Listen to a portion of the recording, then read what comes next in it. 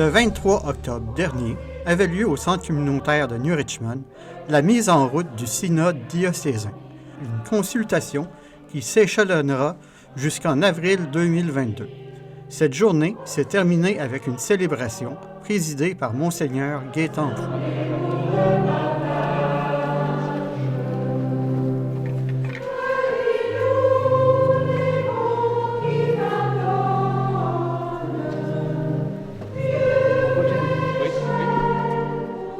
Frères et sœurs bien-aimés, Église en Gaspésie, aux îles de la Madeleine, peuple de Dieu en marche. Nous sommes, comme les disciples d'Emmaüs, en fin d'une journée de marche. Il faut dire qu'on a marché aujourd'hui. Aujourd'hui, pour répondre à l'appel du pape François, notre Église diocésaine s'est rassemblée suite à ce que nous avons vécu dimanche dernier dans chacune de nos communautés paroissiales. Nous nous sommes écoutés et maintenant nous offrons au Seigneur dans cette Eucharistie les pas que nous avons à faire en marchant comme Église diocésaine vers la célébration du synode des évêques qui aura lieu à Rome, comme on vous l'a rappelé aujourd'hui, en octobre 2023. Le synode des évêques sur la synodalité est précédé par une phase diocésaine à laquelle nous sommes tous conviés. Et on n'a pas fini, on vous a parlé aujourd'hui que ça va prendre quelques semaines, quelques mois même pour compiler ce que nous aurons travaillé ensemble, reçu et partagé ensemble. Le thème de ce synode nous interpelle tous et toutes en tant que baptisés. Pour une Église synodale, 3 mots que nous devons retenir: communion, participation et mission. Pour conduire le processus synodal ici au diocèse de Gaspé, Monseigneur Gaétan a choisi 2 personnes qui forment une équipe de co-leaders, c'est Renel et moi, donc pour piloter tout l'événement jusqu'au mois d'avril. Mais pour l'animation vraiment de la séance de ce jour, nous avons invité Élise Vignot et André Philippe qui ont généreusement accepté de nous introduire dans cette marche. Je voudrais qu'on leur redise encore merci pour la générosité. Le premier intervenant, en s'appuyant sur le document préparatoire du synode, répondra peut-être à vos multiples questions. C'est quoi encore le synode? C'est quoi la synodalité? Où est-ce qu'on s'en va? Etc. On est rassemblés sur un projet qui est arrivé assez rapidement. Vraiment, là, ça prend tout le monde de court. Alors, dans les documents, je vais vous présenter, moi, en gros, le document de travail. Aujourd'hui, on est vraiment, c'est comme le lancement diocésain pour la consultation synodale. Le pape a demandé aux évêques de consulter le peuple de Dieu pour savoir qu'est-ce qui a changé dans l'Église, qu'est-ce qui a amélioré dans l'Église, mais beaucoup de le faire ensemble. C'est une longue consultation, puis en même temps, c'est pas très long parce qu'il faut que tout ça soit terminé pour la fin mars, mais c'est vraiment d'aller consulter le peuple de Dieu pour savoir les pas qu'on a à faire dans l'Église pour le 3e millénaire. Fait qu'essentiellement, c'est ça notre rencontre d'aujourd'hui. On est ici parce qu'on a été convoqués. Et c'est pas rien. Qui est-ce qui nous a convoqués? L'évêque. L'évêque. Alors, Monseigneur, qu'est-ce qu'on vient faire ici? On vient réapprendre à marcher ensemble. Réapprendre à marcher ensemble. On a expliqué la démarche dans un premier temps. C'est quoi une démarche synodale? Puis en expliquant la démarche, on leur donnait un outil pour qu'ils y aillent consulter. Parce que les gens qui sont ici, là, ce sont les prêtres, ce sont les gens qui sont engagés dans l'Église. Ça fait que eux qui sont engagés, mais c'est d'aller voir, parce que notre mission comme baptisés, c'est de faire des disciples. Donc, si on veut faire des disciples, il faut qu'on aille chercher d'autres mondes. Puis il y a plein de gens qui ont quitté l'Église. faut aller voir pourquoi ils ont quitté, puis essayer de les ramener à l'Église. Puis quand je dis ramener à l'Église, c'est pas nécessairement à la messe le dimanche, mais les ramener à la grande communauté qui est l'Église, pour de voir qu'est-ce que c'est. Est-ce qu'on contribue à la mission que le Christ nous a confiée, qu'est de vivre le message évangélique et de faire des disciples. Dans un processus synodal, c'est ça, il y a une façon de faire. On marche ensemble. Pourquoi est-ce que Monseigneur nous a convoqués? Marcher ensemble. Parce que l'opération qui nous est demandée, elle vient du pape. Et là, c'est sûr que samedi le 23, on n'est peut-être pas les seuls réunis. La planète entière de l'Église catholique est convoquée. C'est pas invité, ni n'importe quoi. Convoquée. L'Église universelle est convoquée en synode. Alors, je pense que ça, faut comme saisir ce moment-là. C'est tous des mots-clés qu'on devrait avoir dans les rencontres synodales. Il devrait avoir de l'écoute, il devrait avoir du discernement, il devrait avoir du dialogue, il devrait avoir du partage, il devrait avoir la parole de Dieu, il devrait avoir l'Esprit Saint. Ensemble, le mot « ensemble », on l'a dit plein de fois, on pourrait le chanter encore. Il faut qu'on fasse ça ensemble avec d'autres mondes. J'en ai-tu bien? Puis, il va y avoir une prise de décision. Parce qu'à un moment donné, on va écrire des choses qu'on va envoyer. L'événement est très important. Ça ressemble un peu comme un blitz. Quand Jean 23, en 59, alors qu'il était très âgé, ça ressemble un peu à ça. Il lance l'Église universelle à une préparation d'un concile. Et ce concile-là a tout changé le visage de l'Église. Hein? Avant concile, après concile.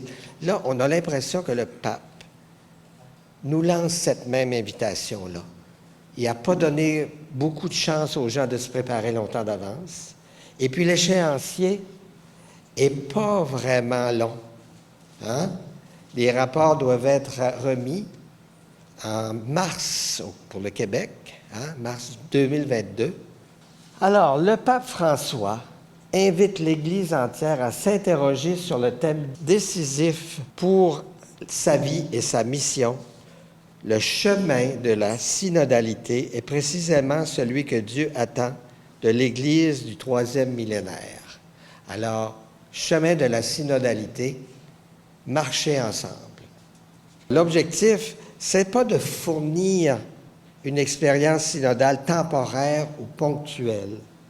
Donc là, l'Église universelle est invitée dans un processus à long terme, voyez-vous.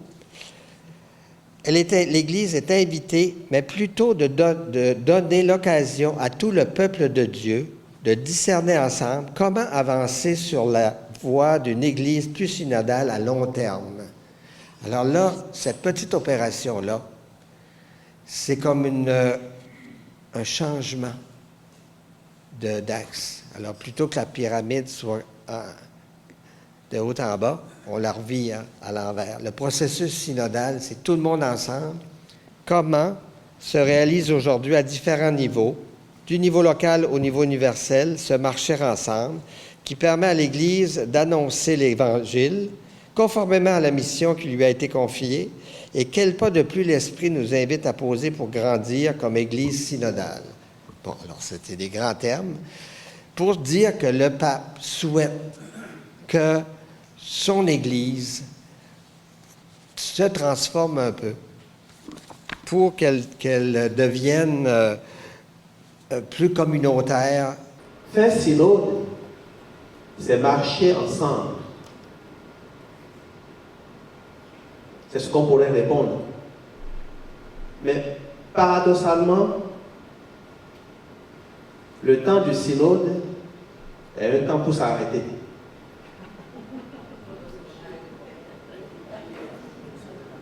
Voilà. Le temps du synode, c'est un temps pour s'arrêter. Arrêtez de courir, arrêtez de faire cavalier seul, arrêtez de penser à nous. Le temps de s'arrêter pour se mettre à l'écoute de l'Esprit Saint. Le temps de s'arrêter pour s'écouter les uns les autres. J'ai dit, mais pourquoi il faut s'arrêter? Il faut s'arrêter pour discerner ensemble. Et j'ai souligné ensemble. Ensemble parce que chacun et chacune de nous a un mot à dire. Chacun et chacune de nous est un don ou a un don, un talent dont l'Église, dont notre communauté, dont notre famille a besoin. Et si on fait ce discernement ensemble, c'est sûr que nous prendrons de nouveaux chemins sur lesquels l'Esprit nous veut aujourd'hui pour notre Église ici, en Gaspésie et aux îles de la Madeleine. En tant que membre de l'équipe co-leader, je veux compter sur vous, je veux compter sur les curés pour que ce marché ensemble se fasse en prenant un temps dans nos différentes communautés pour nous arrêter, pour nous asseoir, pour nous écouter, pour écouter Dieu, écouter sa parole et discerner. Comme résultat final, c'est que nous, les gens qui vont être consultés par les gens qui sont présents aujourd'hui, ils vont aller consulter du monde, ils vont émettre un rapport qu'ils vont envoyer à l'équipe qui a ça en main, puis eux autres, ils vont rédiger, on dit, un maximum d'une dizaine de pages qu'ils vont remettre à l'évêque, et lui, l'évêque, va amener ça à tous les autres évêques québécois, puis eux autres vont amener ça au pape. Puis ça va être à l'automne 2023 que ça va se rendre à Rome. Ça fait que la consultation ici a fini comme en mars avec le rapport, mais ensuite la démarche se poursuit entre les évêques, puis ensuite à Rome pour l'automne 2023. Donc, c'est un long processus quand même. Assez long, mais c'est quand même arrivé assez rapidement ici, là, parce que ça a été lancé le 17 octobre, puis il faut que tout soit complété pour la fin mars. Puis là, veut pas, c'est le temps des fêtes qui s'en vient très bientôt. Ça fait que les gens sont déjà beaucoup impliqués. Les gens qui sont ici, ce sont des gens qui sont impliqués en Église. Fait que là, c'est essayer de leur vendre ça, puis qu'ils comprennent que c'est toujours un plus qu'on leur demande, mais c'est comme la façon de faire si on veut qu'il y ait des changements. Parce que ce qu'on fait actuellement, c'est pas nécessairement que c'est pas bien, mais c'est que moi, je vois beaucoup l'Église en train de mourir. Là. Ça fait que s'il n'y a pas de changement significatif, je sais pas, mais je pense que c'est pas. Il y a des pas à faire pour qu'il y ait plus de gens qui adhèrent à l'Église. Frères et sœurs, ce que notre Église vit aujourd'hui alors qu'elle poursuit le processus synodal, c'est quelque chose de vraiment très particulier, de spécial, d'inédit. C'est la première fois dans notre histoire que les fidèles sont consultés à la base aussi largement. Dans leur réalité concrète, ecclésiale, pour contribuer aux réflexions et aux actions futures pour le bien de toute l'Église.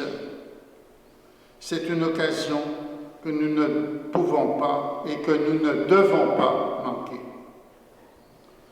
En synode, demandons à l'Esprit Saint de nous éclairer tout au long de notre route. Laissons Jésus nous parler et se faire reconnaître à la fraction du pain. Demandons à Marie, Mère de l'Église, d'intercéder pour nous afin que nous comprenions ce que l'Esprit dit aux Églises en ce temps. Amen.